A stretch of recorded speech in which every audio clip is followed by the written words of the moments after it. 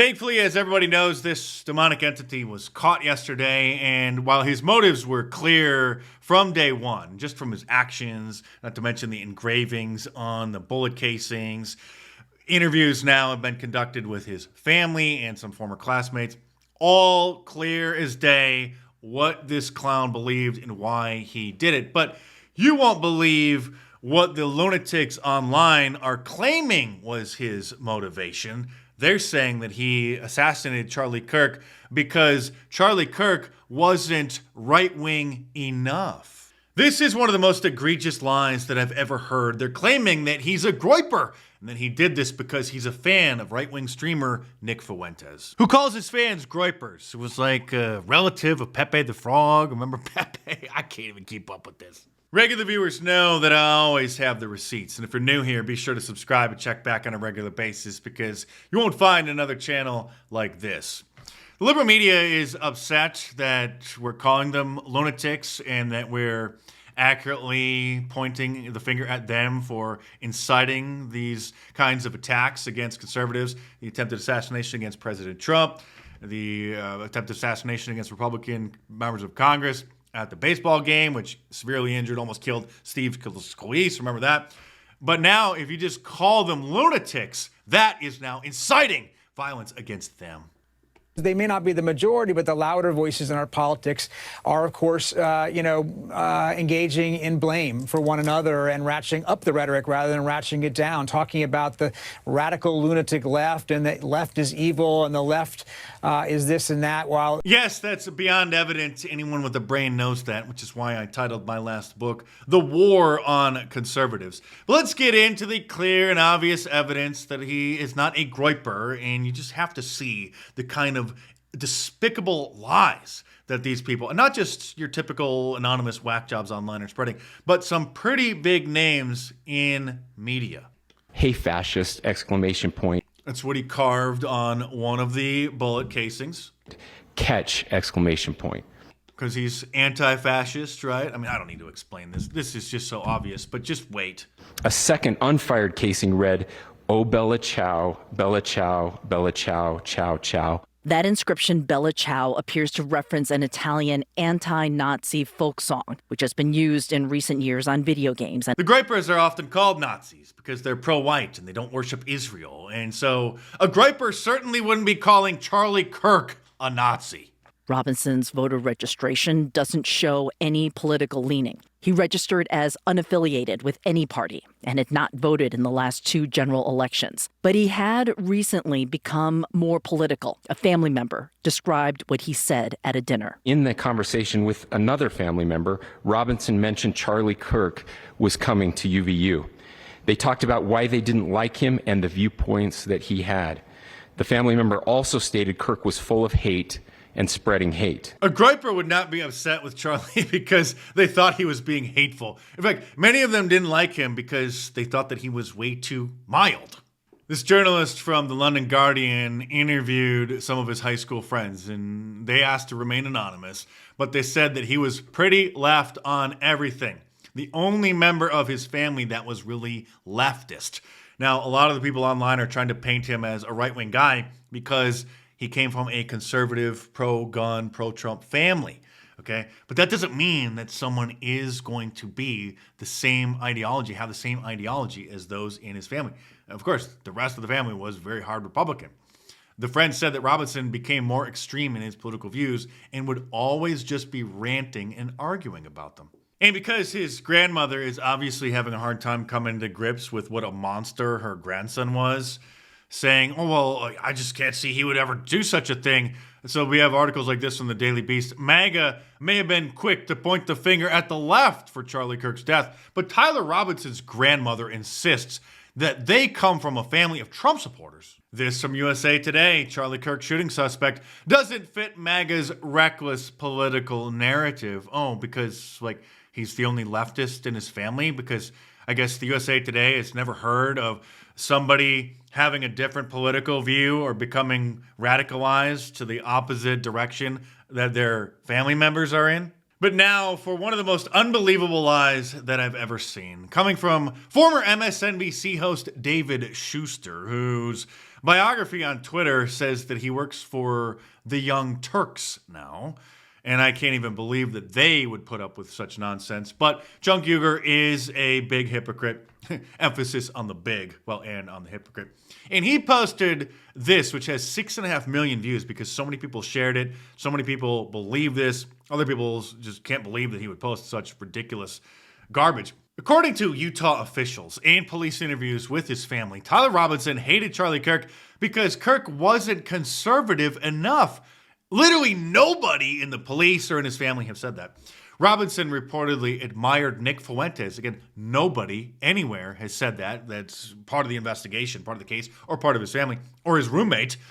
GOPers are now scrubbing X posts about Dems faster than DOJ erases Trump name in Epstein files. And here's another one of their pieces of fake evidence with the claim that alleged Kirk shooter Tyler Robinson is a Nick Fuentes-fueled groiper because his mom posted this picture of him on Facebook imitating a meme, wearing a tracksuit, and it's about some meme. I don't even get it. I think it's like making fun of Eastern Europeans who always wear tracksuits or something. And so it was a meme.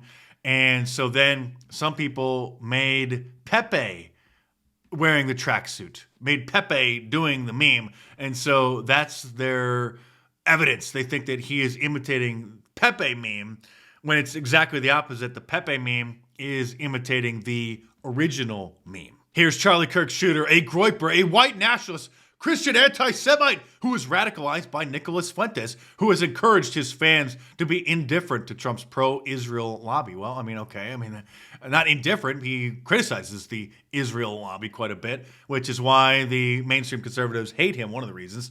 This is your guy. All of you can effing introspect. Get off our case. So deflection from the left, delusional posting, and many believing this fake news. So aside from David Schuster, former MSNBC host, current Young Turks host, spreading this fake news, we also have George Conway, who is a regular on the cable news networks, amplifying this nonsense. Groypers regularly confront mainstream conservative organizations like Turning Point USA, which is true, for failing to promote a truly America First agenda and not for being adequately pro-white. And he's saying that in response to the fake news that Tyler Robinson was probably a fan of Nick Fuentes and a member of the so-called Groyper army. Again, just completely not true. And you can't always trust AI, despite Elon claiming that Grok is the most sophisticated artificial intelligence system in the world because people were asking Grok, is he a groiper? And Grok often just aggregates what people are posting on X.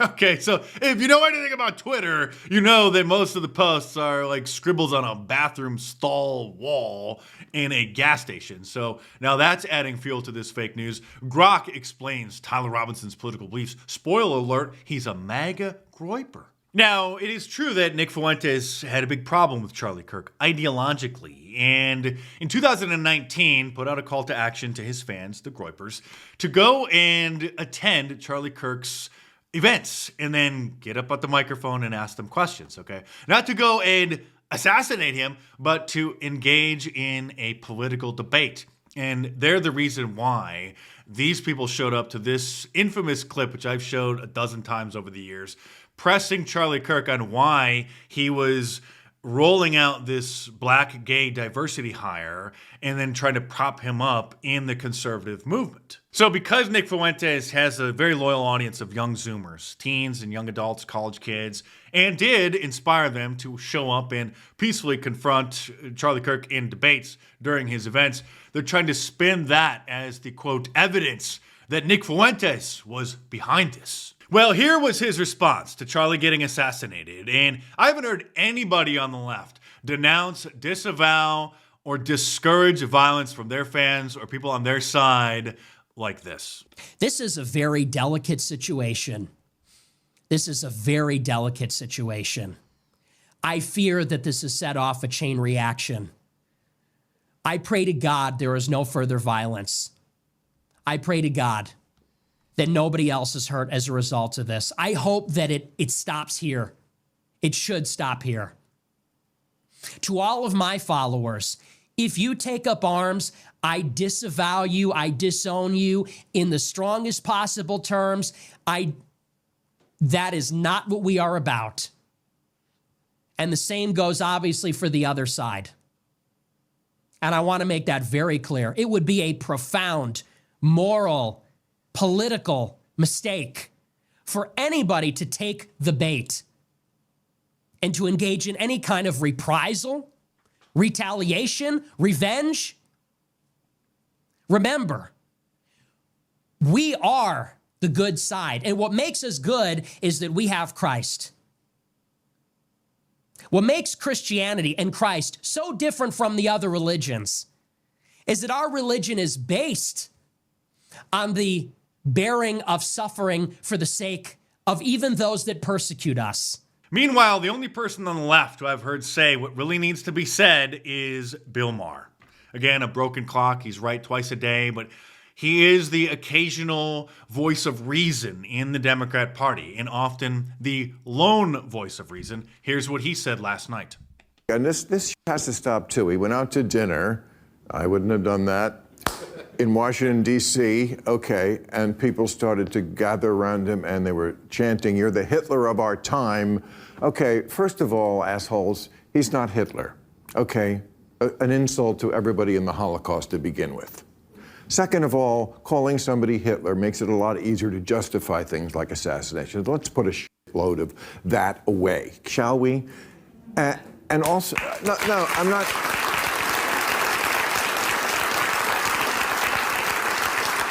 Meanwhile, the most likely Democrat candidate for president in 2028, Governor Gavin Newsom from California, is sounding like this. I'm sorry. I know some people's sensibilities.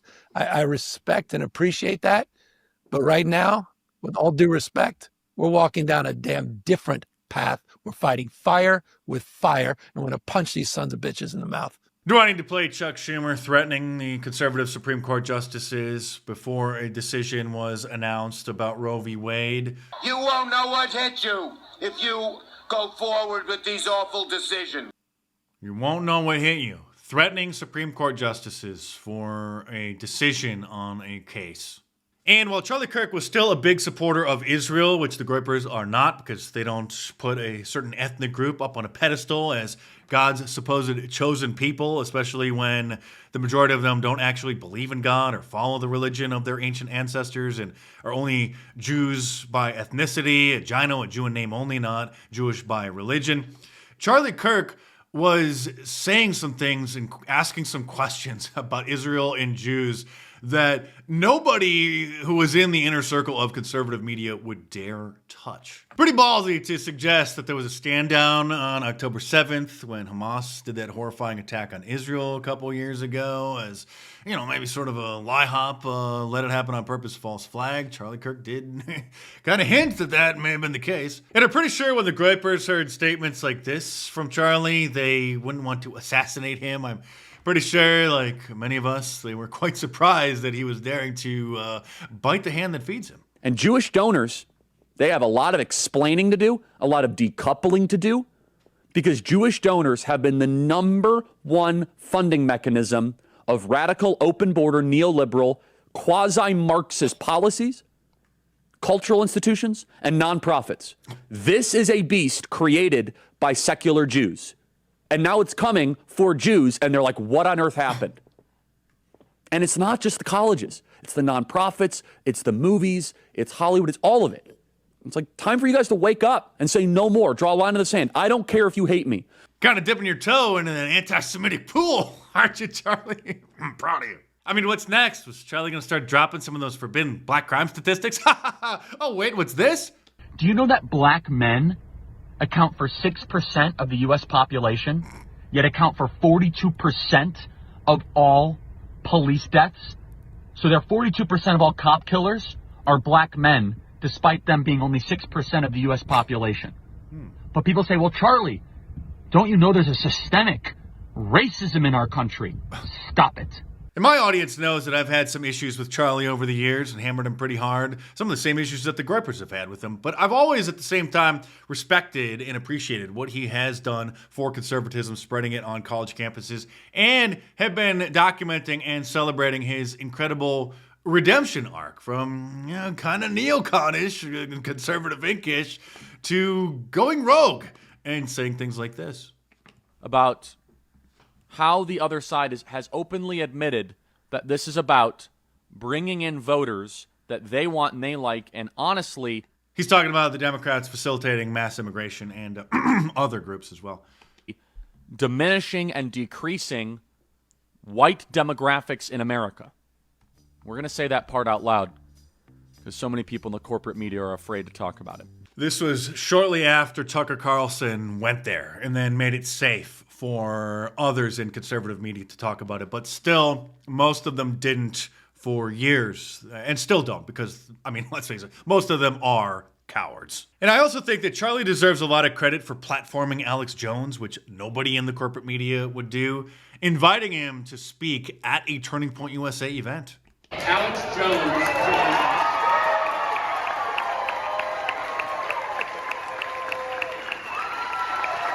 This was virtually, you can see him there on the screen, and I'm not sure, correct me if I'm wrong in the comments, but I think he might have been at a Turning Point USA event in person after this. So I, like all of us, am still very sad, very upset, very disgusted by what happened to Charlie and the lies that the media is spreading about him and about the shooter's motive, trying to cover it up and blame us.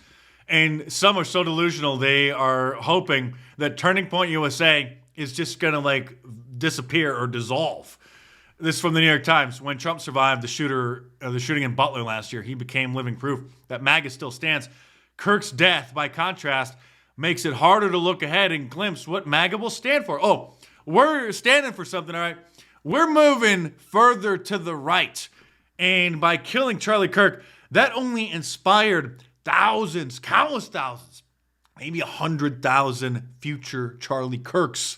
And Gen Z, at least the guys, the boys, are far more right-wing than any other previous generation. So they haven't seen nothing yet. Again, there's a reason I titled my last book, The War on Conservatives. And if you enjoy watching my videos, you're really going to love reading my books because they're a lot more serious, a lot more in-depth. There's almost 1,000 footnotes in here. Go and head on over to Amazon.com and order it in paperback or download it from any of the ebook stores. And of course, if you're new here, be sure to subscribe to my channel. Check back on a regular basis. Stay tuned, and I will see you soon.